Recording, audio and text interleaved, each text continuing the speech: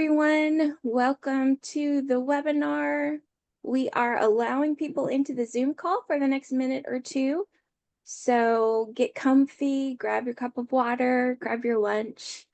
And if you don't mind, we would love for you to tell us your name and where you're joining us from. You can do that in the chat. Give us just another minute to let people in.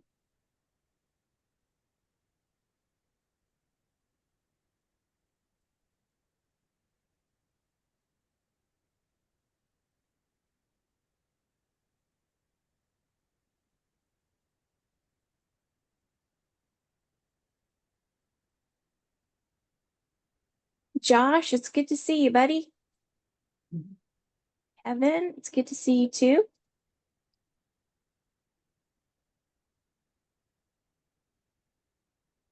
Hey, Charlie. We are making time to allow one or two more people in. We would love for you to put your name in the chat. And Harding folks, please give me your department if you want professional development credit, and I will forward that to Kathy Dillon when we're done.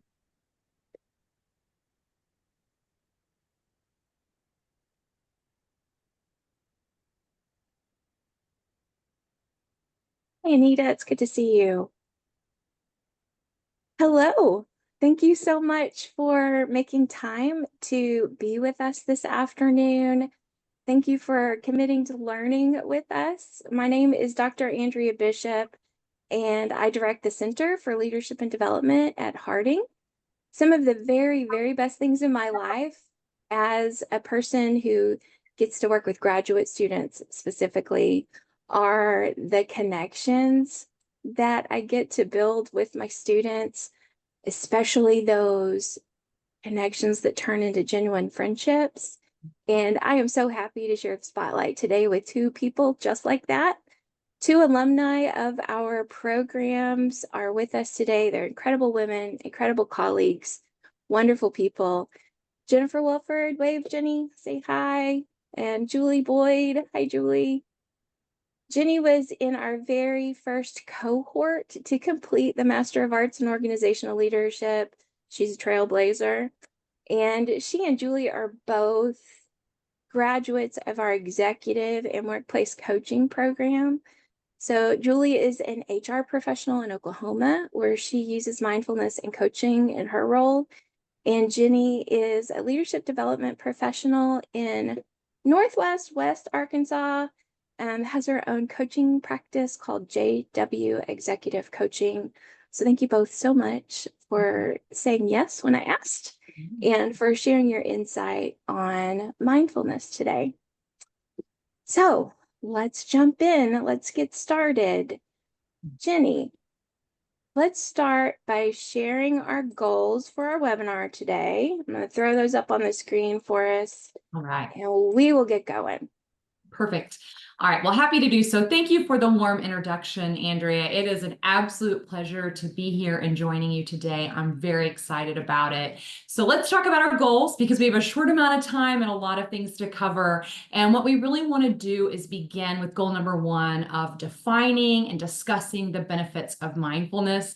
With any topic that we desire to delve into a little deeper, it's always important and helpful to just have that baseline definition so that we can have proper direction and movement and where we're going with the conversation. Goal number two is going to be to introduce the different methods available for mindfulness.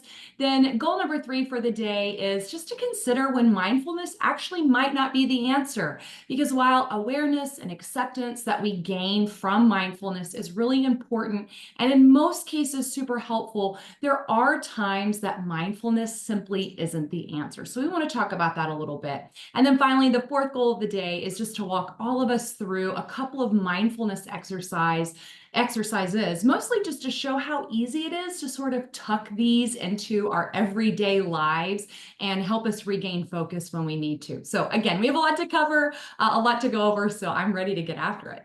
Yes, me too. So let's jump into that definition. I think that's a best place to start. So what exactly do we mean when we use this term? I'm a researcher, people, and I get bogged down in words. They're my favorite thing in the world. There are many definitions of mindfulness, most of which do not fit on a screen because they're very long and complicated. But one of the better definitions I think that we found is by John Kabat-Zinn, who created the MBSR, which is mindfulness-based stress reduction. It was created in the 70s. It's used worldwide by hospitals, medical centers, and that sort of thing, to help use mindfulness practices to treat basically every medical issue you can think of. So Kabat-Zinn's definition for his life's work is here.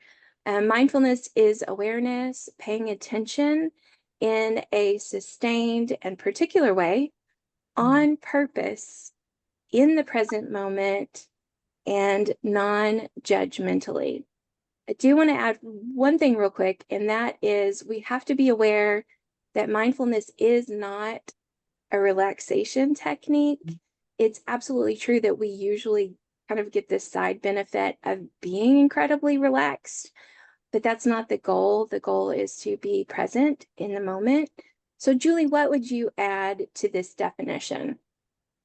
Thank you, Andrea, and thank you for the warm welcome. And piggyback off of what Jenny said, it's great to be here and to see everyone. One of the things that I found, Psychology Today stated that mindfulness is a state of active, open attention to the present, observing one's thoughts and feelings without judging them as good or bad. Just being in that moment of what is, correct? One thing that stood out to me is that mindfulness has also been in practice since biblical times. And one of the things that really was struck me this week is that we have evidence of that when Paul wrote his letter to the Corinthians, in which he encouraged them to take thoughts captive, right?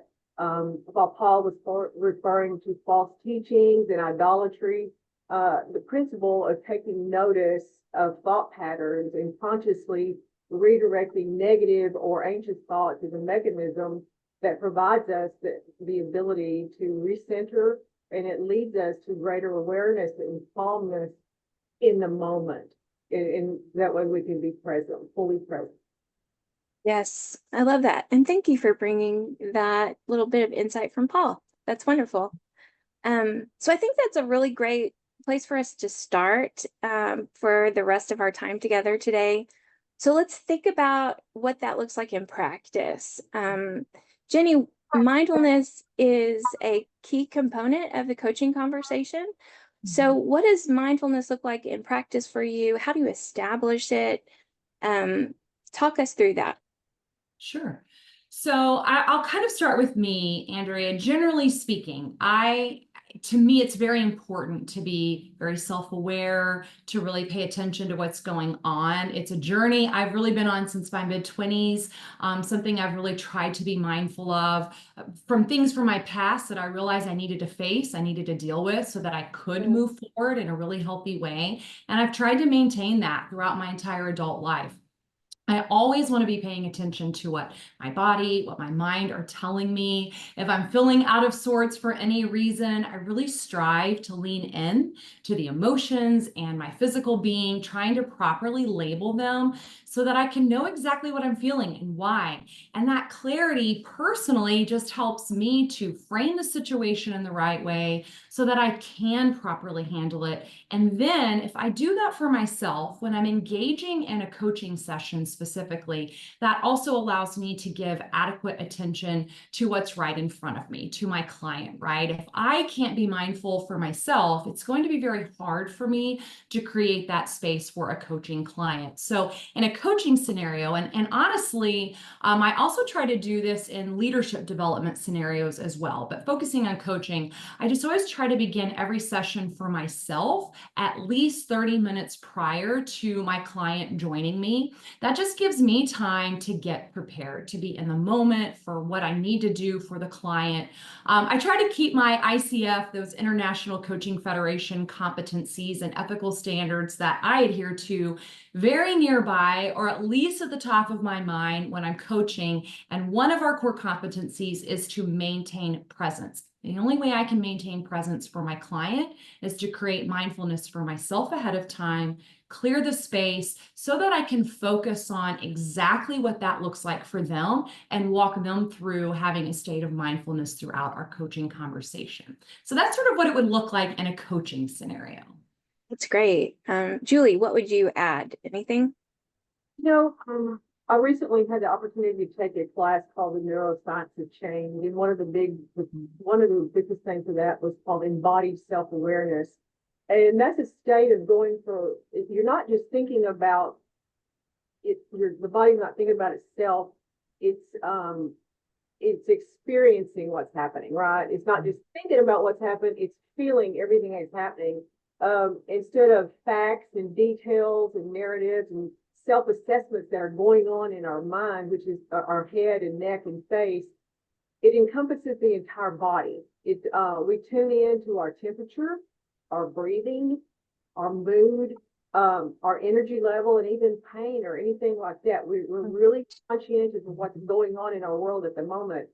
So when we begin to focus on the now and what is occurring in your entire body, it allows us to let anxiousness or worry or anything that's coming from yesterday or thinking about tomorrow or even in an hour or two, it kind of sloughs all that away and allows us to be in that moment.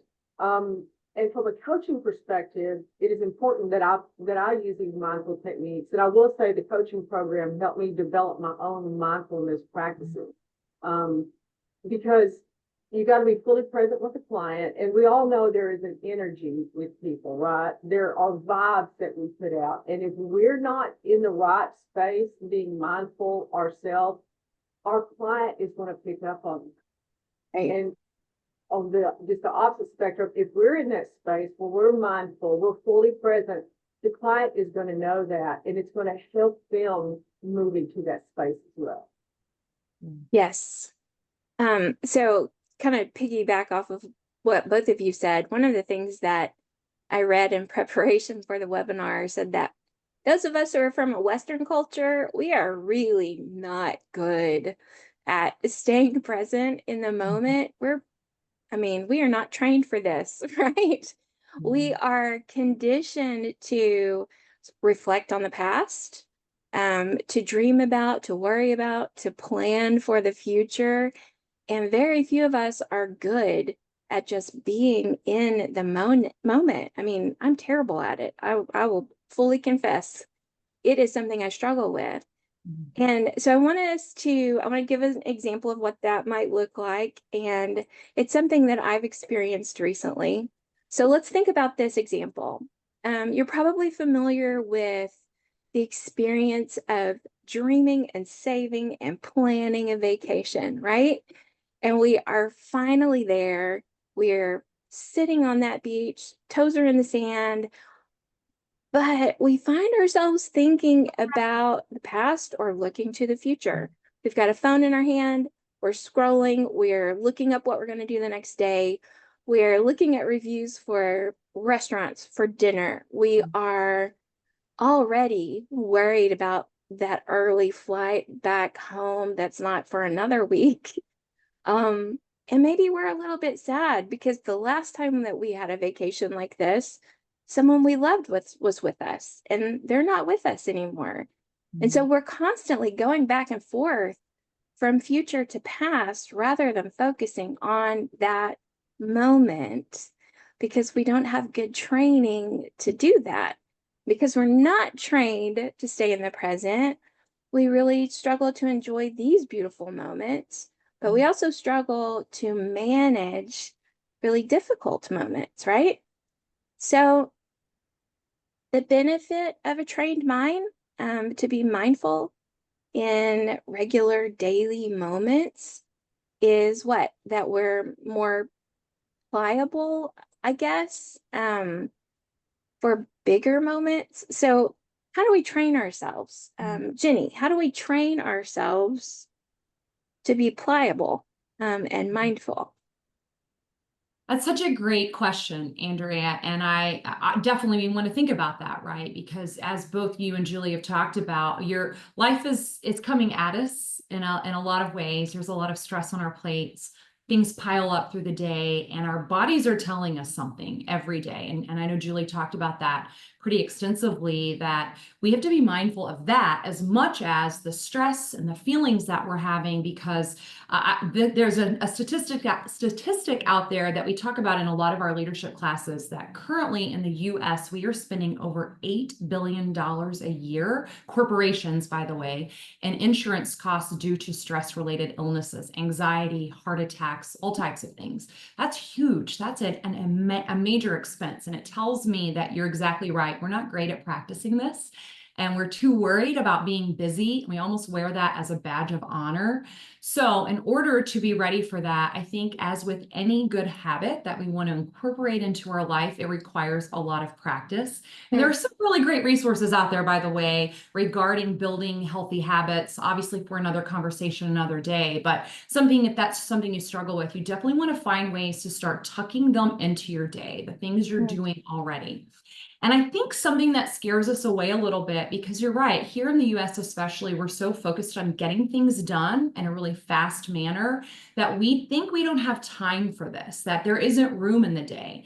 But this exercise that I'm going to walk you all through is sort of an example. It's super simple. You can do it in a couple of minutes, and it's really easy to tuck in anywhere in the day where you start sensing, hey, things are getting away from me. I'm feeling a little overwhelmed right now. I can feel something's not right with my breathing, with my mindset. I've lost focus. So there is a breathing mindfulness exercise that actually incorporates both the breathing side to just sort of get that oxygen moving. There's a lot of neuroscience behind oxygen getting released into our brain to release the right hormones to keep us focused, keep us energized. So we want to get that oxygen moving to our brain on the breathing side.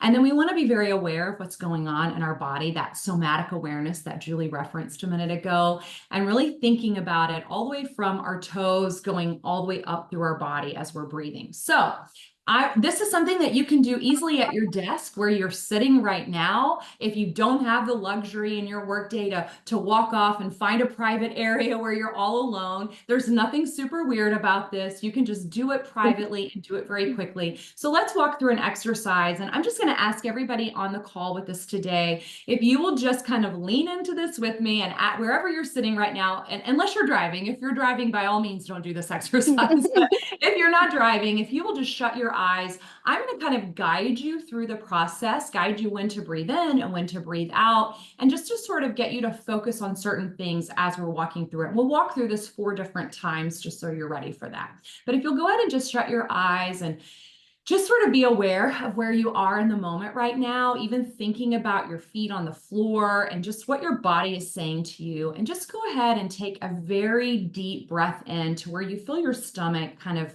expand, if you will. So deep breath in. And then as you're thinking about what's going on in your body, go ahead and exhale right now.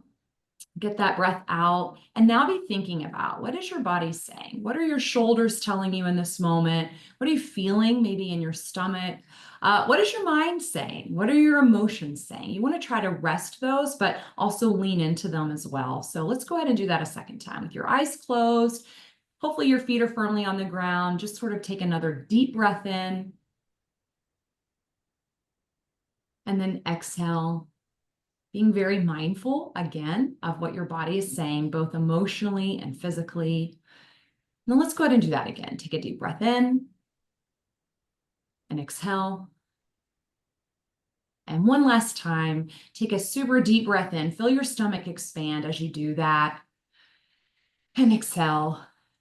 And then just in this moment, before you open your eyes and move on, think about, how did you feel when you started, and how do you feel now? Did anything change for you physically? Did you notice a release in your shoulders? Did you notice a tightening in your stomach, sort of letting go a little bit? So think about that. If you noticed anything specific, maybe your heart rate felt fast and now it's slowed down, or maybe your breathing seems more regulated, be aware of that so that you can go, okay, next time when I do this, I want to be really aware, because this is what helps me sort of reframe the moment and feel re-energized. And go ahead and open your eyes. And if you want to type in the chat, I do this exercise a lot in different programs, but if you want to type in the chat, if you noticed anything, just a one-word chat, chat in there of, hey, I noticed my shoulders relaxed or my breathing regulated. Feel free to throw that in there. Hopefully there's somebody on the call that it helped, and you can see it's really easy just to add that into your daily routine. Thank you, Jenny. I recently did one of these, and the addition to it, I want to share this because it made a huge difference for me. Towards the end of it, the speaker said, now let's concentrate on our eyes and let's feel our eyes beginning to smile.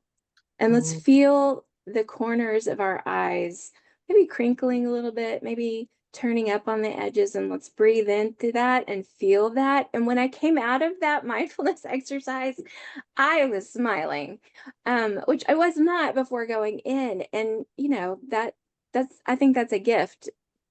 If you can make yourself smile in the middle of a work day, and sort of breathe through some tension, I think that that's a gift. So anyway, I love that. Just to add to that, because there's also neuroscience behind smiling too, Andrea. yes, That smiling releases those endorphins we need. So you think about that oxygen coupled with the smiling, how different you're going to feel at the end of that. I love that. yes. I'm going to add that in from now on. I know. I love it too. It's great. Julie, so let's talk about the workplace benefits for people who do develop these regular habits and practices, where they're doing this on a daily basis. So what are the benefits that you see most often? So coming from the HR world, where I was for about 15 years, there are a lot of stressors, right? So it's very, very important in any organization with stressors that for myself, learning how to get into mindfulness, and the benefit that I saw was for myself, one of them, a big one, is going from reaction to response, right? Because you respond to things better when you're in a better place, and you're calm and your emotions are kind of calm as well. So in today's work world, one of the biggest buzz phrases is work-life balance, right? So we hear that a lot. Unfortunately, it should be titled work-life imbalance. Because it seems that and I have been guilty of this many, many times, we focus on the work instead of life more so. We spend more time at work often than we do times with our family, and the result of stress, anxiety, and even guilt. And then when you get the guilt factored in, it kind of starts compounding itself and becomes a big thing. Now, though, organizations are starting to recognize the correlation of mindful practices with a more positive, productive workforce, and a healthy workforce, a healthy environment for the employees. And that makes them happy. And productive employees are happy, and you've got to keep that, and then happy employees become more productive. So it kind of feeds itself, right? Some of the benefits are improved interpersonal interactions and reduced conflict. When we're in a heightened state of emotion and we're not focusing on ourselves and being in a calm space, it can lead to snapping or emotional reactions and stuff that we say off the cuff that we probably wish we hadn't, right? It reduces stress. It helps with resiliency as far as being able to say, okay, I got all this coming at me. What am I going to do? Am I going to just plug away and try to get it all fixed, or am I just going to calm down for a moment? Let me practice some mindfulness and see where I'm at, right? And that the increased focus goes back to productivity, goes back to the reduced stress. It kind of all works in unison with each other. And it leads to even better decision making during the day. Right. Sometimes those smaller decisions are just as important as the ones, because they can compound if we make a bad smaller decision. So that's just to name a few. Yeah, that's really good. One thing that I've seen that I hopefully we'll have time at the end for me to talk about this a little bit more, but one thing I've noticed in my own life is just an increased ability to be creative, and that's very important to me. And so when I am practicing this, I have more energy, and I'm able to tap into my creativity a little bit more, which hopefully we'll talk about that towards the end if we have time. Okay, so this seems like a good time to talk about the struggles we might have with mindfulness. It is not easy to practice. It's hard to get into habit where you are really doing this on a regular basis and where your mind is not drifting. So Jenny, what struggles have you had? What struggles do you witness from clients? What can you tell us about that? Sure. Great question. You're right. It goes back to the busyness, right? We're just so busy and we don't think we can give this the time that it deserves. And so we just sort of put it off to the side. And really, I think with most of us, and I'm no exception to this, it's when I'm not being mindful that I need to be mindful that the struggle comes in, right? When I'm just kind of putting that by the wayside, and it's just really easy for me personally to get caught up in a feeling, maybe to get caught up in the stress of it all, and to focus on that more than focusing on regaining my getting centered, getting regulated, so that I can be like what you're saying and what Julie's saying, be more productive, be more creative, be more engaged. So sometimes it's really just basically, I mean, I guess you could say almost even being lazy if you want. It's being not mindful and being lazy, maybe a culmination of the two. Now, as far as what I've witnessed with clients, and I'll even couple in just leaders through leadership development with this, because you're doing similar things in those two worlds, right? And I'm always trying, the goal is to keep them focused, keep them engaged in the conversation, because when they start trailing off, obviously you're losing momentum of what needs to happen in the moment.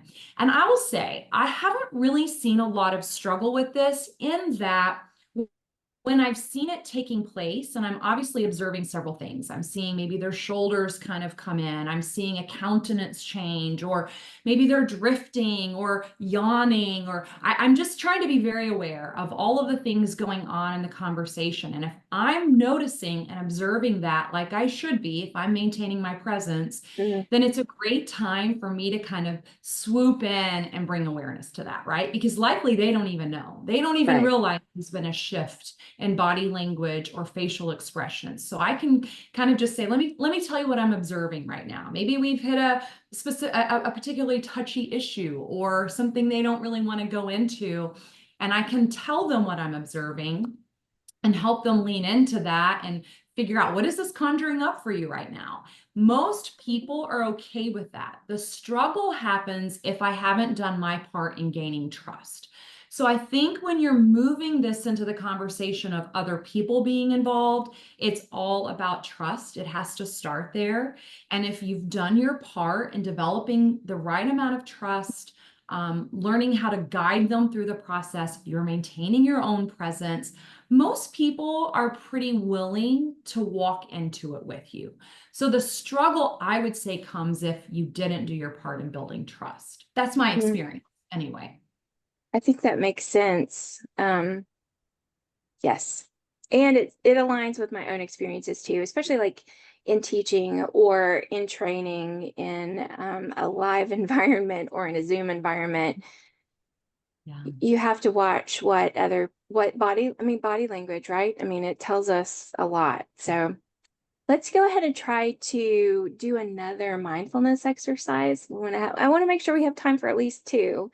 So Julie, I'm going to put your slide on the screen, and you can start us with our second exercise. Okay, so this is one of my favorite ones. It really helps kind of bring the focus back to your current environment, right? So what I'd like everyone to do, in really, you can't really close your eyes, but the first one is, let's just take a moment, take a couple of deep breaths into our nose.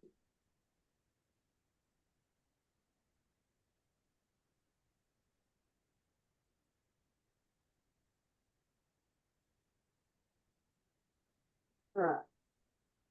Let's just look for 5 things you can see in your current environment.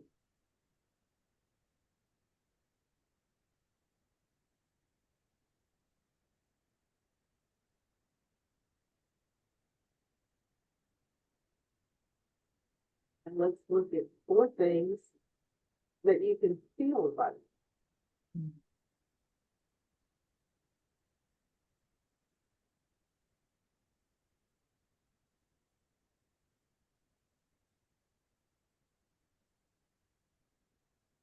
You need to breathe deeply when you breathe. There's 3 things that you can hear.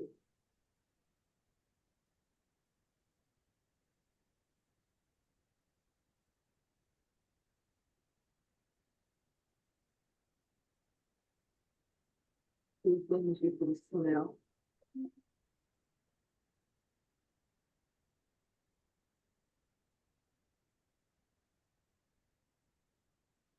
And 1 thing you can taste.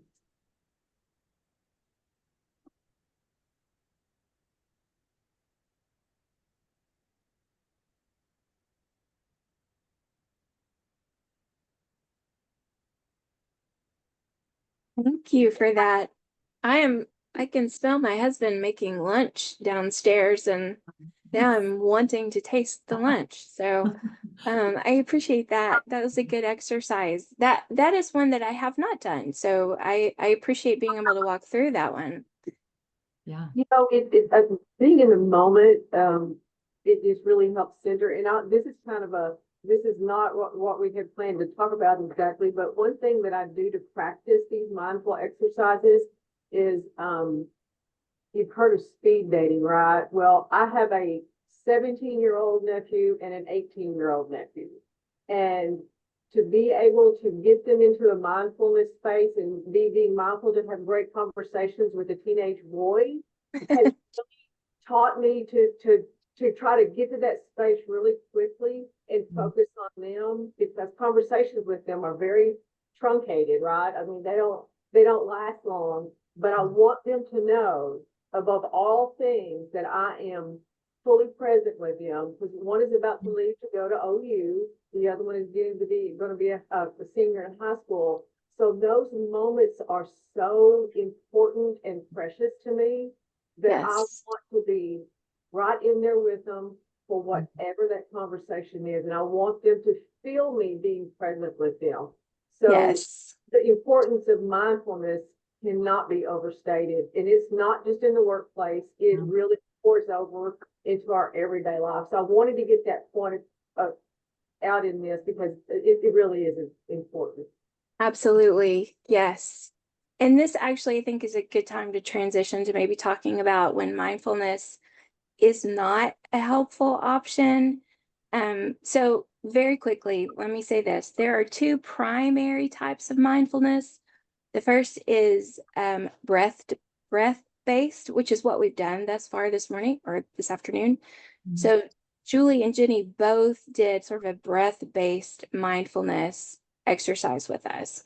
The other is called loving kindness meditation. And this is focused more on being mindful of others. And I'm going to give you a very short example of it in just a second.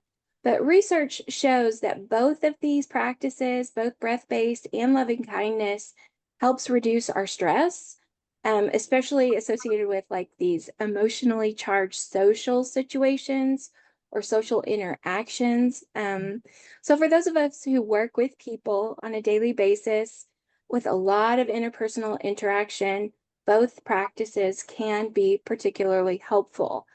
Research shows it's great for military members who are often performing in high stress situations.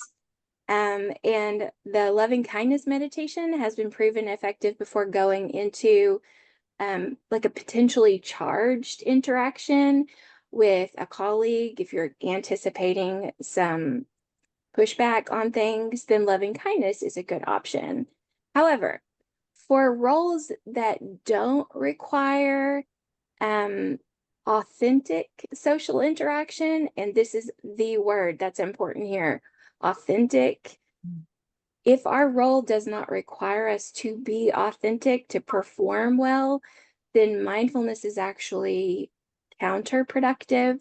So you might think about somebody who's in sales, and if their current mood is not a happy one, they can't really tap into that feeling and be successful in their job, be productive. So tapping into it on the job is actually counterproductive. Now, they could definitely do that at home, and I would recommend it. But in the workspace, if what you're feeling cannot really be part of the conversation, then being mindful is not always a great idea in that moment. So I did want to throw that out there because I do think it's important. But the authenticity of our interactions is the key phrase there. And so if we really do want to have authentic interpersonal communication with people, then mindfulness is a great option. So let me talk very, very, very briefly, because we are going to run out of time if I'm not brief. But I do want to explain a loving kindness meditation. So I'm going to put something on the screen for you to look at. We're not actually going to totally do the whole meditation, but I just want to give you a taste of it. So if we were doing this in a complete meditation moment, it would take us probably 10 to 15 minutes. So we're not going to take that much time. We would close our eyes, we would find a comfortable position, we would do some deep breathing before we begin. And for this, we have some options. We're going to be focusing on one person who's not ourselves, okay? So we can focus on someone that we love, that's near and dear, could be a loved one, a spouse, a friend. That's one option. You can focus on a colleague or workplace acquaintance that you know you're going to be talking to soon. Or you can focus on someone who's really causing anxiety in your life. That's a very specific loving kindness focus. So it's meant to be adapted, and the language that we use would be adapted per the person that we're thinking about.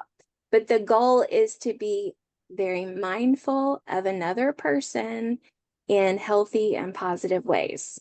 So we would start by bringing attention to our chest, to our physical heart. And so you'll often hear directions to put your hand actually over your heart to feel it beating, and pay attention to each heartbeat for a moment and take time to do that.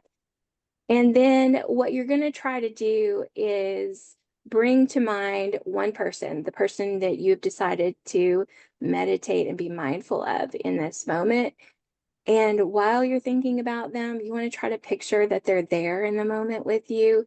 Maybe they're sitting across from you. And you want to find something that you can appreciate about that person, something, a strength, a gift.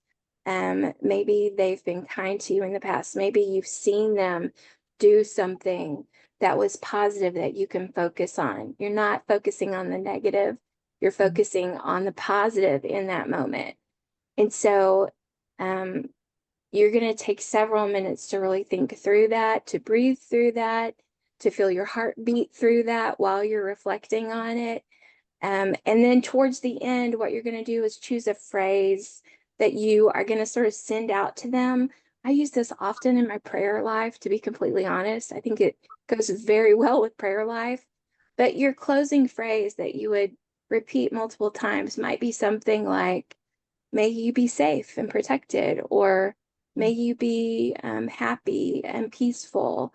May you be healthy and strong. So you're going to choose something that you want for that person, whether they're antagonistic towards you or they're your spouse. You want something positive that you're sending their way. And that's what you're going to reflect on. That's what you're going to do before you go into conversation with that person the next time.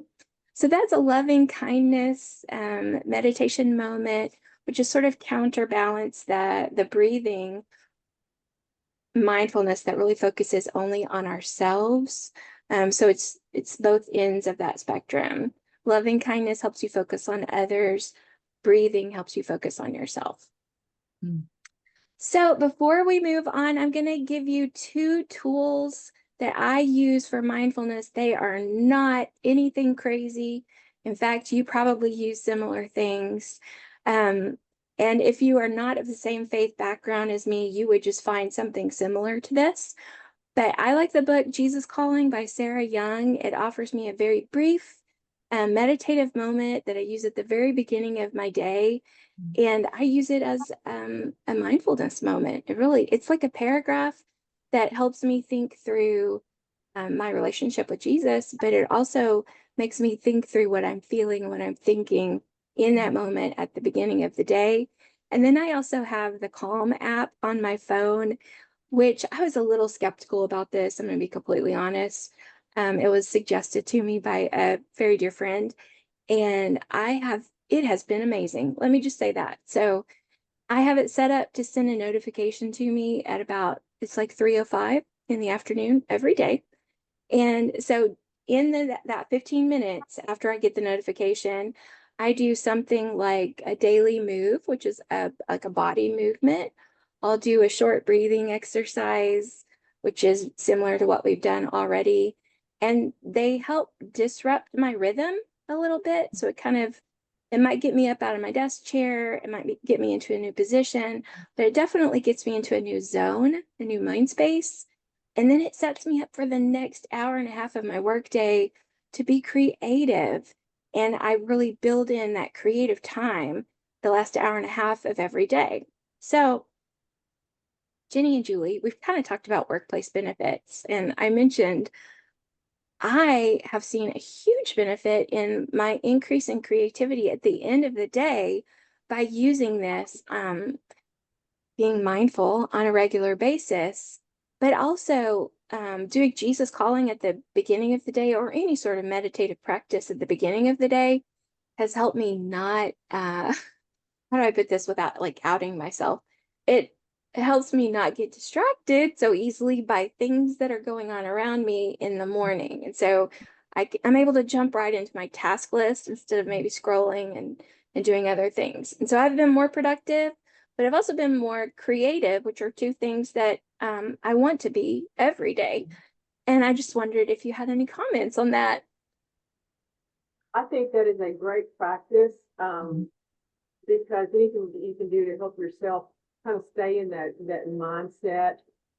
Every morning, I do something similar. I walk every morning, and there are times that I listen to the Unashamed podcast from the Robertsons from Duck Dynasty. I love their podcast, but there are times when I walk and I sit with my dog and I just listen to what's there in my environment. It can be peace and quiet, cars going by, birds chirping, but I hear everything and I really tune in to what's going on around me. And that is kind of a mindful exercise that I do, and I do it every morning. That's how I start my morning, with like a 15 or 20-minute walk. I love that. What about you, Jenny? I love all of these things. They're all wonderful. I agree, Julie. Walking for me is a great way for me to clear my mind and get refocused. I love nature. I love being outside, so it always helps. But starting the day, and listen, I would love to sit here and say that I am very consistent on this. I won't say that I am, but I have the YouVersion Bible app on my phone. It has a verse of the day, a little devotional for the day. And I can feel sometimes in the mornings, we're all tempted. I think all humans today are with technology, to scroll on this or scroll on that or look at email or whatever. And any day I start like that and I skip my little devotion for the day, I automatically feel a little something, right? Not good, a little negative. I can feel it inside and think, what is wrong? I have no focus right now. And it's like, it's a reminder. I need to pause. I need to get off of whatever it is I'm looking at right now that's fueling the negativity or fueling those stressful feelings, and go back and spend some time doing that to reframe my focus. And every time I do that, it changes the start of my day. And I'd love to tell you that I'm 100% consistent in that. I'm not, but the days that I do, it completely changes the whole beginning and really just the direction of my day. One little thing like that can be so powerful. To your calming app, something that I use at night just to calm my mind from the day. It's easy, obviously, for our minds to wander. I use the white noise app, and I have some little earbuds I put in my ear, and that once I start playing that, it puts me right to sleep and at ease because my mind's not thinking about anything else. Something about that white noise in the background just settles my mind. So it's amazing how little things like that, right? Things that Right. don't take a a lot of effort, just an I hour know. walk or whatever can really change the trajectory of our day or our night. I love that. Yes, absolutely. At one point I would like to make too is that it doesn't just happen overnight, right? Mm, Give yourself grace because it takes, 3 weeks to develop a habit, 100 days for the habit to become automatic. So you just have to practice, and sometimes you Right. forget. So, give yourself grace when you get into the journey of mindfulness, because it is a great journey to be on, because you will find yourself responding to everything differently and appreciating things that you didn't appreciate before, maybe in your environment. So that would be one of the points I would like to make is just, allow yourself to get into the groove and become intentional, but give yourself grace when you forget about it. absolutely. Julie, I love Absolutely. that you said grace. Just to add really quickly to that, I have a mentor coach in my life who reminded me of that in the last couple of weeks, that I was not giving myself grace on something Mm, to this point. And he was just like, you've got to stop. You've got to give yourself a little grace here. And I think that's a really important point to make with anything like this, where you're trying to change and adapt behaviors in a positive way. You're right. It doesn't happen overnight. yes. So what a great point to make there. And Yes. remind everybody, show yourself some grace for sure. Absolutely. So we are getting to the point in the webinar when I start worrying about time. So there are a few things like resources that I really want to share with colleagues, with our guests today. The first is a book that I found that was absolutely key in helping us prepare for this webinar. So I want to share that with you. It's called The Clinician's Guide to Teaching Mindfulness. Even if you don't plan on teaching mindfulness, it has been great in helping me understand what I'm doing, but also develop some good habits. And Harding people, this is an ebook in our library that you can check out like today if you want to. So it's by Christiane Wolf and Greg Serpa. And I love this quote. It's a little bit long, so give me a little bit of grace, but I do think it's important. So I'm going to read it. They say, "Where is mindfulness experienced? It's in the present moment." Where most of us, most of the time, not in the present moment. Where are we instead? Usually we're on autopilot, going through the motions of whatever we're doing. Lost in thoughts, the mind is busy with either rehashing the past or rehearsing the future. In this way, we are missing our life as it unfolds moment by moment. Until we become skilled at mindfulness, we don't fully understand the possibilities and power that lie within each moment. Being present in the moment is not enough. Meditation teacher Joseph Goldstein quips that a dog is totally living in the moment, yet is not actually mindful since he's not aware of it. So, to be mindful, we have to be conscious of our awareness. And I think that's really crucial. And I want everyone to take that away. I think that's sort of like our big what if. Like this is the thing that we want everyone to know. You can do this. It's easy to do. But to be mindful, we have to reach this area where we are aware of what we're thinking about, aware of what we're doing. And it doesn't have to last for very long. It could just be a couple of minutes. But the benefits of those couple of minutes is pretty amazing. I want to share two more things with you really quick, and then we'll start wrapping up. We don't have time to walk through all of these, but I'm going to share two more mindfulness practices. And if you want the slides when we're finished, I'm happy to send those to you so that you have this language.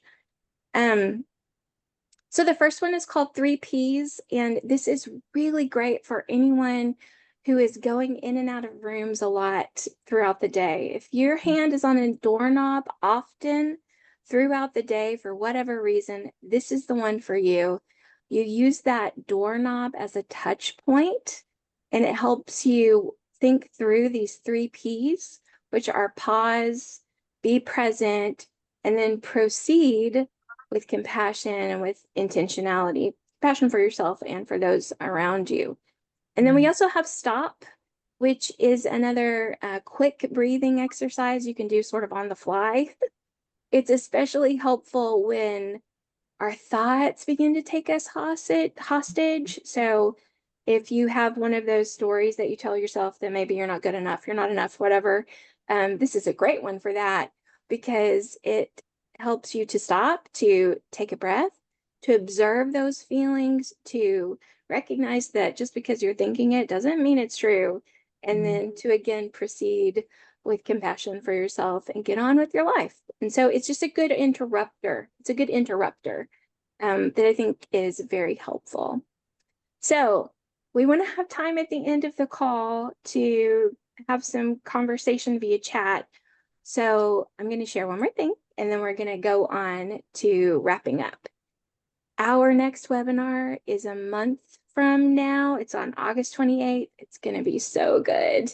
We're going to talk about emotional intelligence, or EQ, and I'm going to be joined by another amazing alumna from our program, Perry Ashley, who is also a coach and a leadership development professional. She's fantastic, and I'm excited about the topic. So if that looks like something you'd be interested in, please register for that. So I'm going to close out our screen. And Jenny and Julie, we are all three asking our participants to please share a word, an idea, something that we provided today, maybe that you want to take and do something with. Maybe you want to look into it. Maybe it blessed you in some way. We really do appreciate that information. So if you would put that in the chat for us, we would absolutely love it. And by the way, I do use chat feedback in planning future webinars, so it really is useful. It's data, so we appreciate that. So Jenny and Julie, thank you again for saying yes when I reached out several months ago about this topic. I've shared with you that when I started digging into this, I always get a little bit overwhelmed because I want to do everything all at once and do all the things. And the two of you really helped me bring this into a manageable topic that we could cover in an hour. And so I'm really grateful. It's amazing getting to work with two really great coaches on a collaborative effort. It's amazing. You guys are wonderful. So what takeaways do you two have from today while our friends are typing in the chat? Yeah. First of all, I really enjoyed this time together. Again, thank you so much for asking and giving us the opportunity to say yes. This is a wonderful conversation that we probably need to be having more often in other areas, right? And I was just listening as I listened to both you and Julie talk about your takes on certain things. I handle a lot of conversations with leaders dealing with conflict or difficult conversations. And as you both were talking, I thought, oh, this is so many of these exercises and things we're discussing today would really benefit leaders everywhere, no matter what your role is, what your industry is, it doesn't matter. Leaders could really benefit from this, being willing to get in the right state of mind. I love the exercise you talked to us about, Andrea, that I was thinking, man, that could really help if you're walking into a difficult conversation with biases or frustration at the other person. If you could pause and give them grace and, think about that from a different angle, how would that change those uncomfortable conversations we're having to have? So that was sort of a takeaway I didn't even expect coming into the conversation. Yeah. As we talked through, I'm like, wow, this could be really beneficial and a conversation that needs to keep going for sure. I loved it. Yes. I really enjoyed it. What about you, Julie? I agree with that. And I think that loving kindness practice is something that I was not aware of, but I think that's so beneficial in everyday life. So that's one of my takeaways that I'm going to put into practice. And we had a comment from S. Wilhoit. It says, I've always been amazed at David being called a man after God's own heart, and was known for his meditation. So now that takeaway from that is I'm going to go back, and because I love the story of King David. I mean, it was just everything about the story I connect with, and I'm going to go back and see his meditation and see what he did. So that's another one of my things. So I love that. Thank you for that, S. Will Hoyt. I appreciate that. Absolutely. There are so many good conversations going on over here in the chat, which is Mhm. like so nice. It's like Yeah. makes my heart so happy. I love that you are getting a benefit from this. I love the fact that many of you are able to do this on your lunch break, and so you're going back after this, maybe feeling a little bit more refreshed from a couple of mindfulness episodes. So we love that. We are so grateful. Thank you for these comments. Thank you for making time with us today. And because I pride myself on ending meetings early. Like that's one of the things that I teach students to do, but also I pride myself on. I'm going to wrap us up with just a short comment. And we would love for you to continue to put things into the chat, but you're welcome to leave when you are ready. So here's the final thought from our time together today. Neuropsychologist and meditation teacher Rick Hansen says that our brains are like Velcro for negative experiences and like Teflon or that nonstick stuff on your pan for positive ones. So our mindfulness practices help us break that cycle. Mindfulness allows us to not just focus on the negative experiences, but also to really savor and soak up the benefit of positive ones. So I am doing my best to try to retrain my brain to be Velcro for positive things, to be really present in the moment, to be grateful for each moment I have. And this moment, this time today with all of you has been wonderful, and I'm Velcroing the heck out of it. So thank you for making time for us. Jenny, Julie, thank you for being with us today. And we send everybody off and tell you to have a wonderful, wonderful day. And we hope that you can make mindfulness part of your work week. Thank you so much for being here. Thank you. Bye.